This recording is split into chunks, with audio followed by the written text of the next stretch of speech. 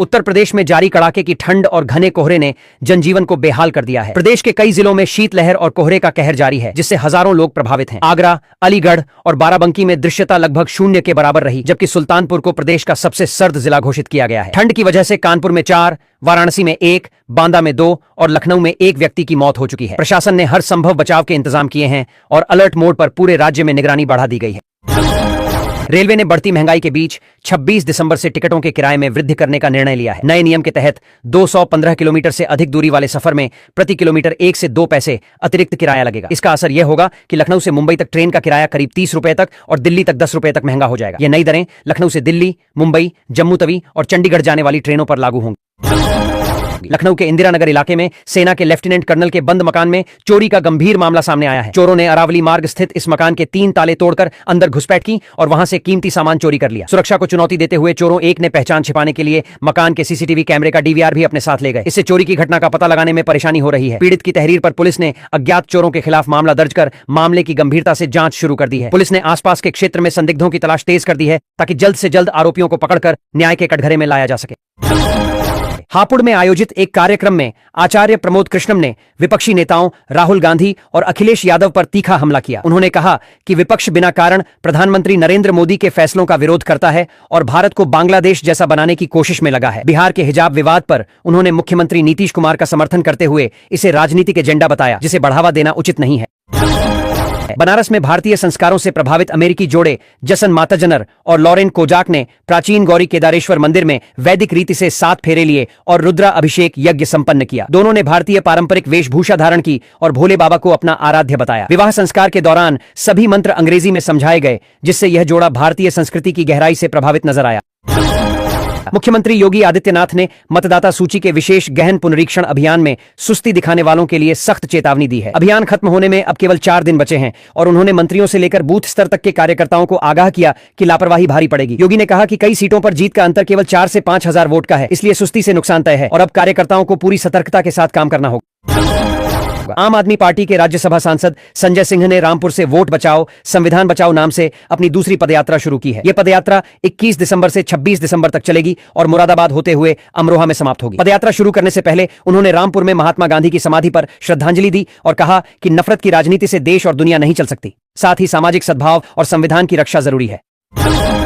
लखनऊ में भाजपा की कार्यशाला के दौरान मुख्यमंत्री योगी आदित्यनाथ ने विशेष गहन पुनरीक्षण एसआईआर को लेकर सांसदों, विधायकों और पार्टी पदाधिकारियों को कड़े निर्देश दिए। उन्होंने कहा कि जहां मुस्लिम वोटर अधिक हैं, वहां हिंदू मतदाताओं को सक्रिय करने और बूथ बदलवाने पर विशेष ध्यान दिया जाए। भाजपा के राष्ट्रीय महासचिव तरुण चुग ने भी इस अभियान में लापरवाही बरतने वालों को आगामी चुनावों में नुकसान होने की चेतावनी दी, क्योंकि एसआईआर का प्रभाव लंबे समय तक रहता है।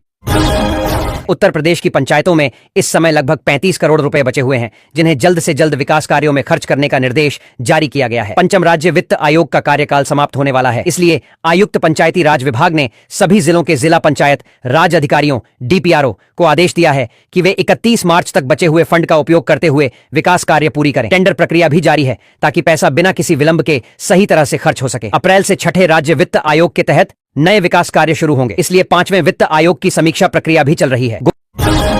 गोरखपुर में लिंक एक्सप्रेसवे के 4 लेन मार्ग पर सुरक्षा बढ़ा दी गई है। घने कोहरे के कारण होने वाली दुर्घटनाओं को रोकने के लिए भगवानपुर टोल प्लाजा से 82 किलोमीटर तक के मार्ग पर 4 एम्बुलेंस, पेट्रोलिंग वाहन, कन और इनोवा जैसी आधुनिक सुविधाएं उपलब्ध कराई गई हैं। हालांकि फायर ब्रिगेड की गाड़ी अभी उपलब्ध नहीं है, इसलिए इसकी व्यवस्था आसपास के थानों से की जा रही है। वाहन चालकों को सुरक्षित मार्ग निगमन के लिए लाउडस्पीकर से सतर्क किया जा रहा है ताकि वे कोहरे के बीच सावधानी बरतें और दुर्घटना से बचें।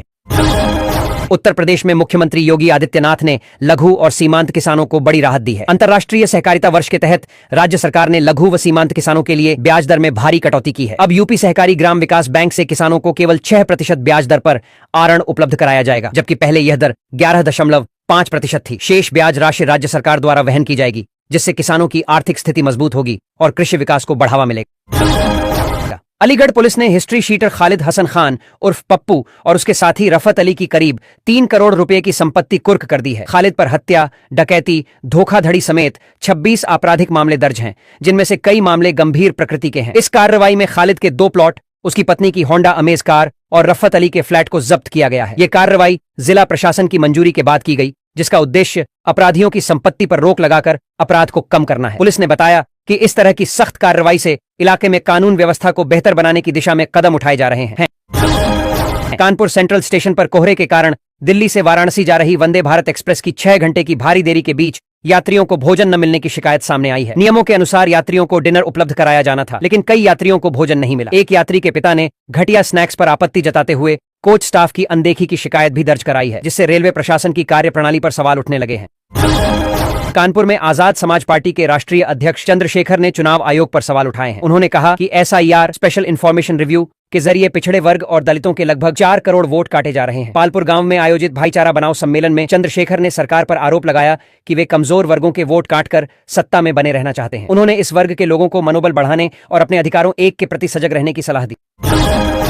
लखनऊ में केंद्रीय मंत्री पंकज चौधरी के यूपी भाजपा अध्यक्ष बनने के बाद पहली बड़ी बैठक का आयोजन किया गया, जिसमें मुख्यमंत्री योगी आदित्यनाथ और उप मुख्यमंत्री केशव प्रसाद मौर्य भी उपस्थित थे। इस बैठक में चुनाव से पहले बूथ स्तर पर पार्टी संगठन को मजबूत करने पर जोर दिया गया। पंकज चौधरी ने विपक्ष पर कड़ा हमला करते हुए कहा कि भाजपा चुनाव सुधार और जनसेवा के मुद्दों पर कभी पीछे नहीं हटेगी। उन्होंने कार्यकर्ताओं को पूरी तत्परता के साथ चुनावी तैयारी करने के निर्देश दिए। अलीगढ़ के गंगीरी कस्बे में खाद्य सुरक्षा विभाग ने नकली देसी घी बनाने वाली एक फैक्ट्री का भंडाफोड़ किया है। छापेमारी में टीम ने 2 क्विंटल से अधिक मिलावटी घी, वनस्पति तेल, कर्नेल तेल, पाम ऑयल और अन्य रसायन बरामद किए हैं। जांच के लिए 8 नमूने भेजे गए हैं। फैक्ट्री के संचालक पिता पुत्र के खिलाफ मुकदमा दर्ज कर कार्रवाई शुरू कर दी गई। अयोध्या के बेसिक और जूनियर हाई स्कूलों में कड़ाके की ठंड के बावजूद करीब 50% छात्र स्वेटर और ड्रेस के बिना पढ़ाई करने को मजबूर हैं, क्योंकि शासन की ओर से भेजी गई धनराशि कई अभिभावकों के खातों तक नहीं पहुंच पाई है। ठंड की वजह से स्कूलों के समय में बदलाव किया गया, लेकिन इसके बावजूद छात्रों की उपस्थिति में लगातार गिरावट दर्ज की जा रही है, जिससे शिक्षा प्रभावित हो रही है।